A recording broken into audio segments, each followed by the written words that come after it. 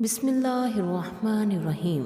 अल्लाहुम्मा सल्लि अला मुहम्मदिन व अला आलिहि व बारिक वसल्लम। अस्सलाम वालेकुम। सूरह मुहम्मद के फ़ज़ाइल और फ़ायदे लेकर हाज़िर खिदमत हूँ।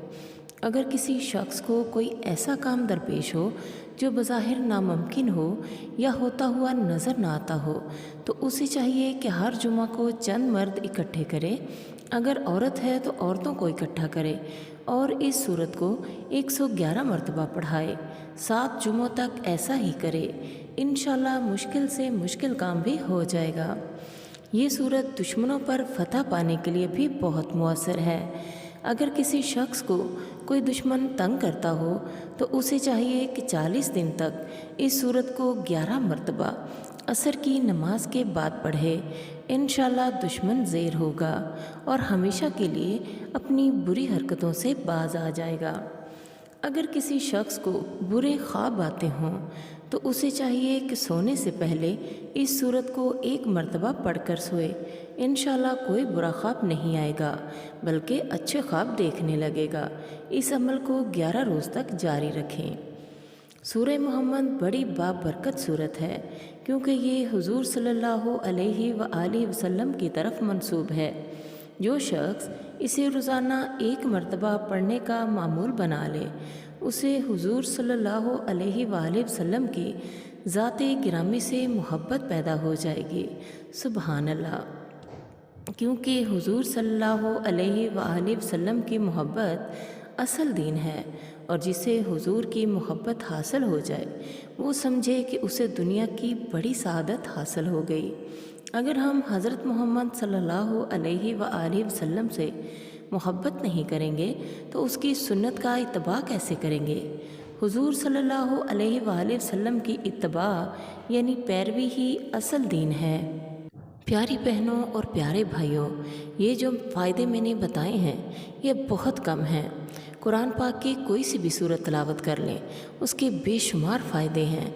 वो गुनाहों का कफ़ारा बन जाती है, वो नेकियों के हुसूल का ज़रिया बन जाती है, वो दुनिया में इज़्ज़त दिलाती है, वो अल्लाह की नज़र में आपको ऊंचा मुकाम दिलाती है।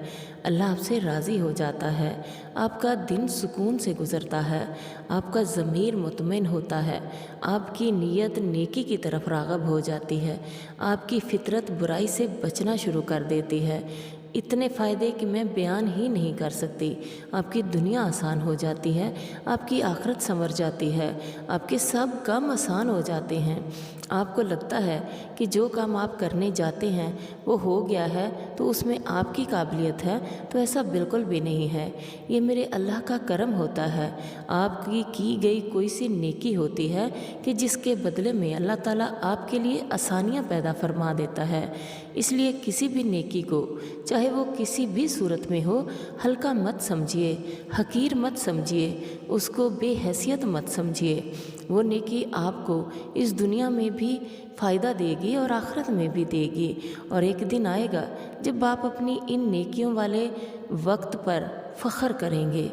अल्लाह ताला हम सब को सिराते मुस्तकीम पर चलने की तौफ़ीक अता फ़रमाए। अल्लाह ताला हम सब को ऐसे अमाल करने की तौफ़ीक अता फ़रमाए जो अल्लाह ताला को पसंद हों, जो अल्लाह ताला की बारगाह में मकबूल हों, जो अल्लाह ताला की रज़ा के हुसूल का ज़रिया हों, जो आखिरत में नजात का ज़रिया हों, जो हमारे प्यारे नबी की शफ़ाअत का ज़रिया हों। अल्लाह ताला हम सब पे अपना ख़ास करम करे।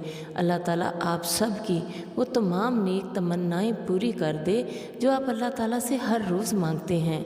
अल्लाह ताला की वो सब मुश्किलें अल्लाह ताला आपकी वो सब मुश्किलें आसान कर दे जो आपको सोने नहीं देती, जो आपको दिन भर परेशान रखती हैं।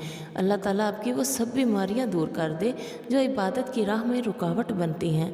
अल्लाह ताला आपकी वो सब कमियां, सब खामियां, सब महरूमियां दूर कर दे जिनकी वजह से आप परेशान रहते हैं।